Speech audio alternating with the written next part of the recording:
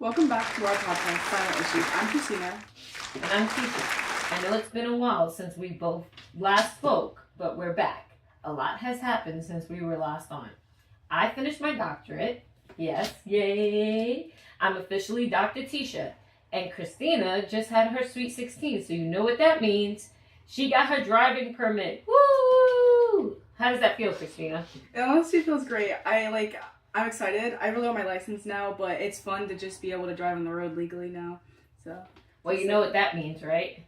More responsibility. Oh, great. Yeah, well, driving on the road is a privilege, not, you're not entitled to it. But not just that. All the responsibility comes with, not just driving, but now if you want a car, you got to pay for it. Pay for the gas, pay for the insurance. So now you need a what? Job. Not getting a job. You have to get a job. Goodness. And in order to get that job, you have to have a way to get there. So it's just a vicious cycle of adulthood. I was just talking about this with Ty yesterday, well, in text quickly, about how adulthood is like, it's not all it's cracked out to be, with, especially when it comes to the money part, the financial part. Like my doctorate, having that. I owe more on my loans for my doctorate than I do for my house. So like that is crazy. It's crazy scary. So like now you have all this responsibility coming of, being a older teenager. Yeah. Think about it, 2 years. Oh my gosh, you're rushing me already. I'm not rushing you, but the reality is in 2 years you're going to be an adult in the world's eyes, even though you're still not probably mentally ready. How do you feel about that concept? It's scary. I'm already thinking about college and where to pay for that and loans and just debt and all of that crazy stuff. I'm just trying to think about if I want to stay close to home and just stay home, or do I want to have that full college experience. And it's crazy to be this young and have to think about that life. I mean, no one's rushing me, but I wanted to be prepared so that when it does come, I can be ready and not be whoa, I need time. Yeah, but that's the thing. No one's rushing you, but in reality, time is rushing you, because even though 2 years seems like a long time, it really isn't. 2 years will fly by and you'll realize real quick, oh, I didn't, I wasn't prepared for this. So many kids are not, but it's good that you're thinking ahead like that. But I know you, and I know you well enough to know that you don't want to do it. I'm not talking about the college stuff, but you don't want to do the working. You just want a car to magically appear with gas in it all the time and not worry about insurance. And that's not a reality. That's not what really happens. I mean, it can happen for some kids, but in reality, it's not for most kids. Your friends who have cars, you've seen them struggle. Yeah, there's a lot that goes into a car. I know that, but I just want to be able to go everywhere, which is probably not the best idea, because then I have to spend my own money, and I don't like to do that either. And you gotta have the money for the gas to go places. Yeah. Oh, and by the way, you gotta have the time, because if you're working, I don't have time. and you do marching band, so your time is limited as it is. So you're gonna see. I mean, I'm sure you see with your friends, don't they because they do marching band too, and then what time do they have to actually go places? Yeah, we don't have time in October. The only day off is on Sunday. Every Saturday I'm busy, and every day of the week I'm doing something. So Sunday is it's a reset day, so I can't really go out and do things, because that wouldn't make sense. I would want to reset, because it's my only free day. But I think after that, in November, I'll have a lot of free time, but I'll have to be working, so I can't really have free time. And then when I can't work, in January when I have the musical, then all I do is go to school and go home. And yes, I have to save up that money that I get in when I can work to go out, if that makes sense. Yeah, because you got to have it in advance if you know months you can't work. Then you got to hope you find a job that's willing to accommodate that, because not all jobs are. A lot of fast food places, yes, they're more than willing to accommodate things like that, but not all places are. So you got, you have that issue there too. Another thing I just thought about that you can look into, not so much now, but next summer, or even, it'd have to be the summer because of you and your band, is working at a daycare.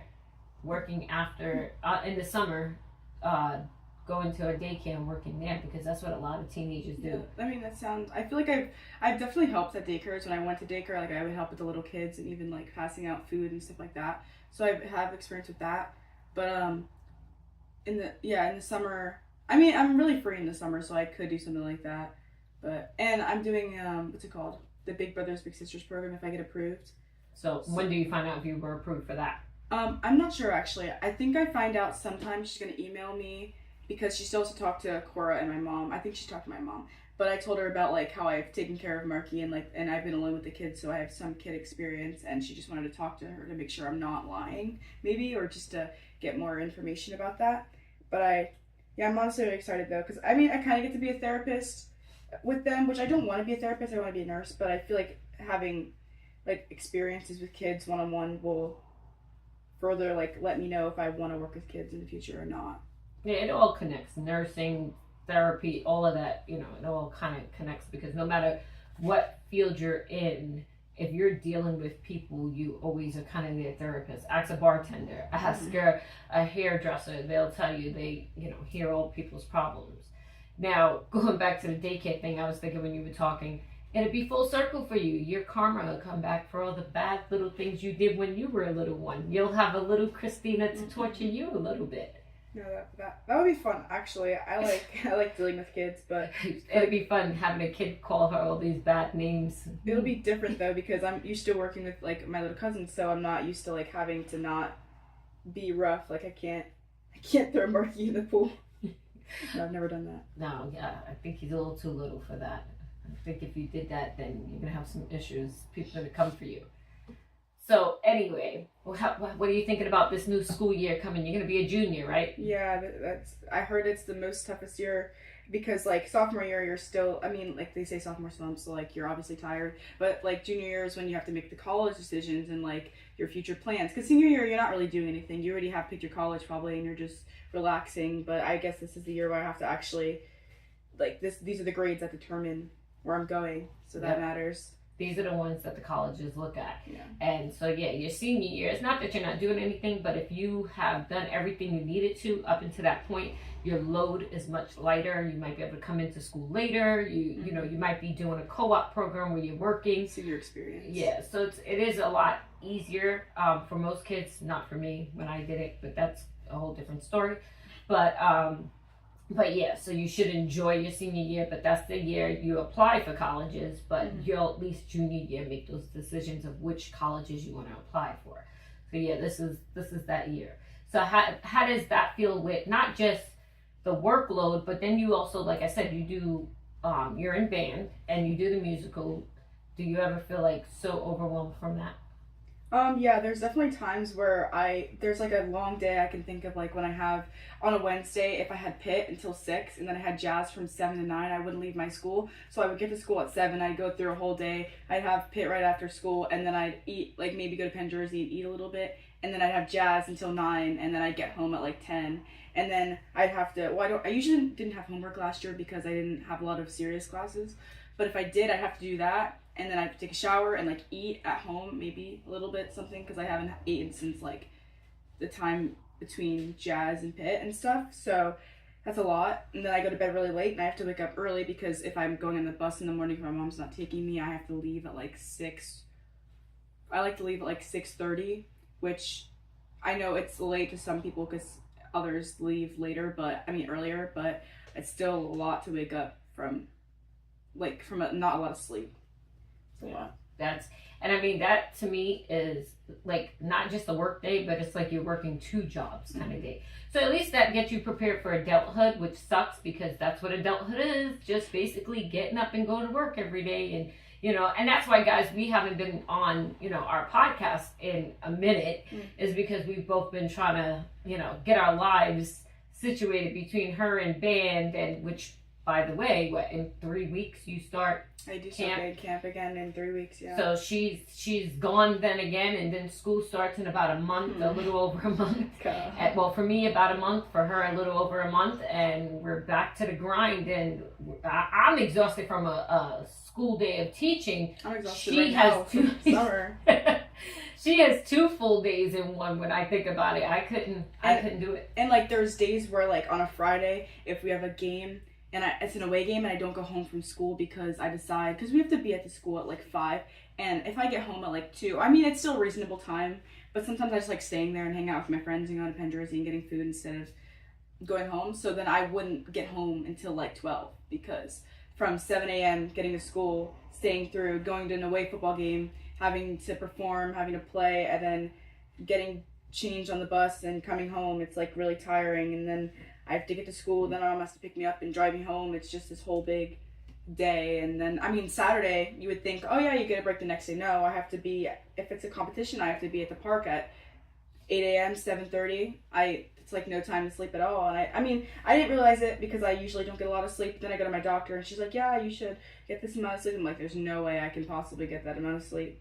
It's just crazy. Well, I mean, it's known that teenagers don't get enough sleep. And that's a big thing, too, that they speak about in the medical field is that school should start later for older children and earlier for younger children. Because if you notice, they get up at the crack of dawn without being told. But because the way society's been built, a lot of the older children are the ones who have to watch their siblings sometimes or whatever. So they got to be home first from school to pick them up from the bus. And daycares don't open that early, so a lot of times parents can't drop their kids off the little ones off that early. So it's just a vicious cycle. But truthfully, you're not going to get enough sleep because your body is not engineered to go to bed early as it is. You know, as you get older, yes, like for me, during the week, I'm lucky to stay up by 10 o'clock is like super late. Like now in the summer, I stay up. I enjoy staying up. I've always enjoyed staying up for whatever reason. It makes me feel like an adult, like made me feel like, oh, I have no bedtime schedule. I can do what I want. But when work comes, that's all out the door. And I hate it. I hate it that I feel like I'm on such a strict schedule. I hate it. I hate like the routine of getting up every day at the same time and doing the same things over and over. So like a Saturday or Sunday, I almost like want to refuse to do certain things just because I'm like, I've done it 5 days this week. I'm over it. So I like, that's what I do appreciate about the summers with my job is that refresh time. But it's also hard because you're going back into something, you know, you've been away from it for 2 months and now you got to go back. And like, kind of like you guys, but I think it's a little different for teachers. Like you guys, you got to get to know all your new teachers, right? You have all that, but you have your same classmates with you. For us, we have to get new students every year and get to know them. By the time we build that good relationship, it's like April, May, school's almost over. Yeah, but I feel like for my school it's easier because I'm there for 4 years, so I know a lot of the teachers. So I had biology last year and I had Miss Tremblay and I have her again for chemistry in the morning, and I think that's great because I already know her, so we have that connection, and I think like we'll be right back into it. She knows who I am and like how things work, and I think that's amazing. But there are teachers that I know that I've never had that I could possibly end up having, which is nice too because it's a nice rotation. I like getting new teachers to get to know all of them because there's a lot. Yeah. See, and I mean, I don't mind that neither, but the problem is for me, especially as an 8th grade teacher, my students leave. I don't see them no more after that school year. They go to high school, so I no longer get to see how they're growing and maturing and you know, reacting to the world. You know, it would be nice to see that, like your teachers are seeing you from 9th grade or all the way to 12th, so they get that experience. That's something I don't get per se in the 8th grade. When I worked in my other job and I had kids from 5th grade to 8th grade in one class, then yes, I could see it. Plus they stayed in the same building, so I saw that. So it was different. So for me, that's been the harder part of teaching is building those bonds and those relationships with the kids, and then boom, they're gone. And I'm a person that likes to maintain a good relationship, especially if it was going well and I feel like I'm useful to that child's, you know, development. But it is what it is, you know, that's just how life is. But it's, you know, that's where I struggle as a teacher is because, like I said, I build those relationships and then boom, start again, next. And it's like, a lot of teachers like that though, because especially when you have the kids that drive you crazy. But even those kids that drive me crazy, I'm still going to miss them at some point. Or there's going to be a new kid that reminds me of that one. And I'm like, oh, got this one again. While we're on the topic of school, I was thinking I have a college class this year. During 4th block, I have English 101. And I think that it's a nice time because it's 2, so I get to eat lunch and then I go to that class. It's in the media center, which is also our cafe, and we have chairs there which are comfy and there's quiet. I think it's always quiet and you have to be quiet because there are people like doing that, which I think I picked the spring because I have a lot of time in the spring. Yeah, I have jazz and the musical, but it usually ends around April, and even then I can still go home and have time. Like those double days are going to be hard. But I think that even with that, I'll have time in between those 3 hours or whatnot. I can get all that work done. And even if I think I am struggling, I know there's teachers in there that can help too. And I think there was this program, and it's like where you're in a classroom in my school, but the professor's on a TV and they're teaching. And I wanted to do that, but I wasn't able to because it didn't fit my schedule. Like I had a different one that I couldn't change out of that. So that was a bummer, but I am really excited for that because I feel like it's going to teach So me. yours is what? Because I know we talked about this, and that's what I thought you were having. Yeah. So how is yours? More independent study? So I basically get work, and there's a due date, and I just have to do the work. Oh, so yeah. But I can like contact them. Yeah, it's like an independent study. Yeah. But I tell you, that's going to prepare you a lot for college classes that you take, if you take any online, if you do any online ones. Mm-hmm. Plus it teaches you responsibility. Yeah. And I think they put you in that room that you're explaining because it makes you feel a little bit more mature. Because in college, that's kind of, you have areas like that where you can sit and study and, you know, just focus or whatever. So it's good. And I think that's going to be a great experience for you as far as, you know, preparing you for what college feels like. I like the concept of that because during my English class last year, it was loud and I'd always ask to go in the hall, and sometimes I would fool around in the hall, but mainly it was because it was loud, and when it's loud, I can't focus. Like when it's quiet, it kind of forces me to think, and especially also if I'm chewing gum, because that helps a lot with thinking for some reason. I don't know how to explain it, but like when I'm chewing gum and like it's quiet, I can actually focus and like think about it. Because if I read something and it's loud, my brain's gonna focus on like a thousand things at once, and especially if there's a loud classroom, my brain can't focus like that. And when I listen to music, yeah, it blocks up the sound, but it's still lyrics, and that messes my brain up too. So I think that concept of having that quiet, like nice chair, like it's a comfy chair and you're in a quiet room that everyone else is also working on the same thing quietly, and there's also help. I mean, I don't like the concept of not having someone to ask questions because that I feel like I have a lot of questions, but I like the concept of having a quiet space for me to actually do my work, and a lot of time too, because it's like 70 minutes still, but I feel like it's a lot of time to do the work. Well, two things you said that made me think. So one was about how you were saying about chewing the gum and the quiet. I do think that's a big factor is your ADHD and the fact that all that going on is going to be distracting for you. Your brain can only focus on so much. For me, it's funny. I need the quiet, but the gum chewing, I would actually hear that and not be able to focus. Mm-hmm. Music lyrics, like you said, I don't know how kids do it. Some kids do really well with it, but like you said, I can't because that I'm hearing the song. It distracts me. But another thing I was going to say is when you brought up about not having a teacher there, it reminded me, you kind of got prepared with that last year with your honors class because your teacher was there, but he gave you mostly independent work that you had to figure out and do on your own. Mm-hmm. So, I mean, it's kind of like leveling you up and preparing you more. So what happens when you take this class and if for some reason you didn't pass it, what happens with your transcript and such? It'll say that I didn't pass, and I think that it's money wasted because I also have to pay for this class too, because it's a NAC, so the community college near me is offering these classes, so it's those classes, and I hope that they can transfer into the college that I go to, because then I won't have to take my prereqs. I'll just have to do that, and I think that'll help a lot. But if I don't think I'll fail. I think I'll definitely try my best, and if I feel like I'm not. Like, I feel like I'd rather leave the class than fail it. Like, if I'm in the middle of it, I'm like, this is too hard, I can't do it, then I'll ask them to leave. Because I feel like colleges... And then what? They would put you in a regular English class? No, I already have English, so they would just put me in a different class. But, so you don't need another English class? After this year, no.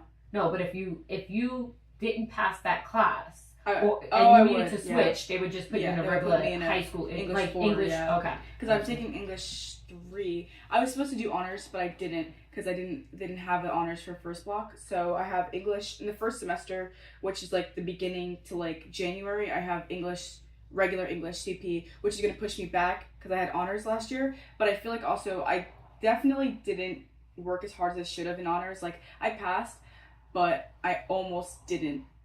And I told you this as an English teacher. First of all, honors isn't all this, cracked up to be. Yeah. Really, in reality, all honors is a lot of independent work and a little bit higher level. But nowadays, honors is just for the good kids or the quiet kids. Mm-hmm. It's not even based on your ability level. And I was not coming at you, but I'm straight up honest with you. You were not honors material. If we really went through what honors was like back in the days when I was in school, or even maybe 15 years ago, honors was very different than what it is now. Now we just put kids in there. Parents fight to put kids in there because of them needing a quiet room and not being with the kids who are loud and obnoxious. But a lot of kids can't keep up with it because it is so, like, it's so independent, for them to do. So I think it's smart of you to do a regular English class, because in reality, for college, if all your classes aren't honors, they don't look at that. They could care less. Right. They're going to look at the grade, see if you're capable, and then they make you do tests to see where you're at anyway. So it won't matter. And that's what the thing that kills me is parents push and push and push. Oh, my kid is honors. No, a lot of your kids aren't honors in reality, because you are not really looking at what honors is. Sadly, we have lowered the bar on what honors is and what regular ed is. And these kids are like, you would be a typical, in my opinion, regular ed student. And then a lot of other kids who have the behavior issues and stuff like that and can't keep up with the work. Those are kids that are like below that. But we refuse to level kids anymore. So it's all regular or honors. And what happens is you have this cluster of kids who are not doing what they need to do with kids who are capable, and those parents are like, oh, well, my kid shouldn't be in here, they should be in honors, but they're not honors material. And it's like, even myself, like, I wasn't in honors, I was smart, but I wasn't considered honors material because of the fact that I didn't probably apply myself as hard.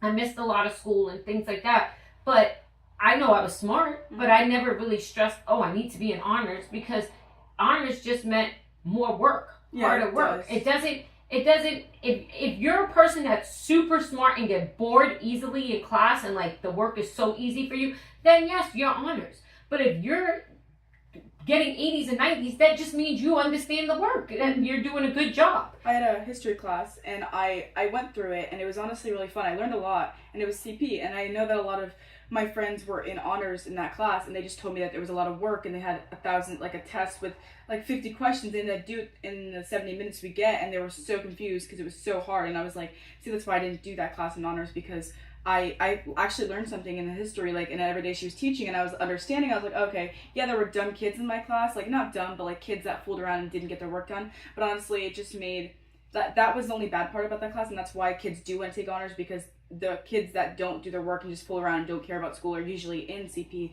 That's why honors is looked at as higher. But when I was in that class, I learned a lot, and I wasn't stressed. Like, I just walked in that class and I was like, okay, I'm ready to learn. I didn't feel the need to use ChatGPT or anything. I was just learning. I understood it, and I was like, wait, this is actually cool. And I ended up with like a 95 or whatever. And with my English honors class, I ended with a 70 because I turned the last assignment he gave us like 3 days to do, and I turned it in late. And after he graded it, it went down. So it was like at 90, but he graded it and it was late, so it went down, which really upset me because I worked hard in that class. And sometimes, I would goof around, and that really bit me because... But let's not forget that you also used AI. Okay, I did use that. But yeah, that was because I was so focused on just getting the work done, I didn't even want to learn anymore. Okay, and see, that's the difference. You see, that's an important thing that you're saying, because in that type of class, in that setting, because it was too challenging for you. It wasn't that you weren't being challenged enough. It was too challenging that you just focused on getting the work done and you weren't learning. Mm-hmm. Whereas, like you said, your history class, you learned something. It was interesting because you were able to apply what you were learning instead of just doing and doing and doing. Mm-hmm. And using AI, honestly, is not learning. It helps you with certain things, but if you have it do the work for you, you didn't learn anything. And that's what, again, a lot of parents aren't realizing, because the kids turn in AI work to me all the time, and guess what? Your kid gets a 0 because they didn't put no effort into it. I'm not saying they can't use it to fix their work. There's always that, but not to turn it in. How about no? So with that... Thank you for joining us, and don't forget to subscribe to our YouTube channel, silentissues.com. Thanks again for joining us. We hope to expand our viewership. So if you like what you hear, spread the word. Until next time. Bye. Bye.